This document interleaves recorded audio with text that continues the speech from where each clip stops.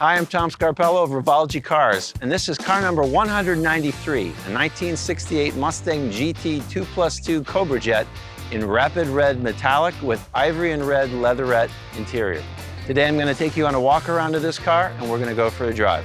Let's get started. Okay, 1968 Mustang GT 2+2 Cobra Jet. So those of you that follow our channel are familiar with the Cobra Jet model. It is the supercharged version of our 68 Mustang GT. A few features come with the Cobra Jet model. In addition to the supercharged engine, you get the fiberglass hood that has additional clearance that's required for the supercharged engine. This car is equipped with the kind of classic style hood pins. The fiberglass hood, of course, requires the hood pins to keep it from fluttering at speed. The 68 GT has the fog lamps in the grille. Everything exterior is very much 1968 Mustang GT. At the side, the client opted for the Magnum 500 wheels. You've got the GT badging, the ornamentation on the quarter panel. At the rear of the car, it's basically straight 68 Mustang GT with the exception of the exhaust tips, which are obviously a lot larger than the original because of the 2.5-inch dual exhaust system.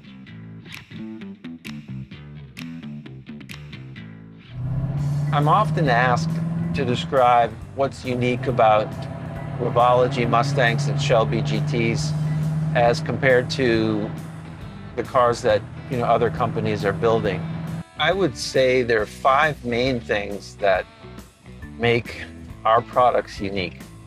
The first one is vehicle dynamics. We spend a disproportionate amount of time on vehicle dynamics. Now, vehicle dynamics is basically how a vehicle responds to driver inputs, propulsion system outputs, and the conditions, the operating conditions, ambient condition, road, surface, and so forth. Vehicle dynamics have come a long way since the beginning of the automobile. They advanced rapidly, I would say, until about the mid-'80s or so, and it really started to tail off. And when you consider like a mid-'80s or early '90s car versus a 1960s car, there was a massive difference in how the cars drove. The steering, the braking, the handling, ride quality, all of that really changed a lot. People's expectations of cars changed because they had been exposed to these much more modern, sophisticated levels of vehicle dynamics. And so our primary focus is to bring these 60s platform vehicles up to a modern standard, I would say an early 90s standard of vehicle dynamics. Second thing is design. So you might say, well, the design's set. It was designed by Ford in the 60s, which is true, but the key is to preserve as much as we possibly can the authenticity of the original design while we integrate the modern technology, because you have to make trade-offs. Like take the braking system, for example. This car, originally, the Cobra Jet, rode on 14-inch wheels. Well, we can't get a modern brake package and get any kind of braking performance if we're constrained to a 14-inch wheel. So we've upsized, we're using a 17-inch wheel, and we feel it gives us a good balance between having adequate space to package modern brakes, but also not making the car look like, a resto mod or kind of unnatural. You go too extreme on things like that, it really affects the aesthetic. The interior is similar. I mean, our transmission tunnel is larger than the original tunnel because it has to package a 6-speed manual or a 10-speed automatic back when the originals were a 4-speed and a 3-speed. So they were much smaller transmissions physically. So we make concessions for functionality, but we try to keep the design aesthetic as accurate as possible. Third thing is craftsmanship. So the original cars were designed to a price point. They were high volume cars and had to reach a very large market. And frankly, in 1960s, the customer expectation wasn't even that high. But now, These cars are designed for a much more discerning customer. They sell at a higher price point. The expectation is much higher. So we put a lot of emphasis on craftsmanship, the fit and finish, the quality of the paint, definitely the quality of the interior materials. You know, there's not a surface in the interior that's not wrapped either in leather or high quality leatherette. The veneer is not plastic, it's genuine. It's either laser cut aluminum or genuine walnut. So authentic materials, very high quality, installed by skilled craftspeople. The craftsmanship is really a key element. Fourth thing is we focus on the non-sexy stuff. You know, you talk about, oh, we got carbon fiber fenders or, 1,000 horsepower engine or whatever. Sure, yeah, it sounds great, but what's the benefit in the real world use of the vehicle, Like we instead focused a lot of resources on bringing in modern door hinges and latch mechanisms, modern trunk latch mechanisms, polyurethane bonded windshield, backlight glass, stuff that you don't really see.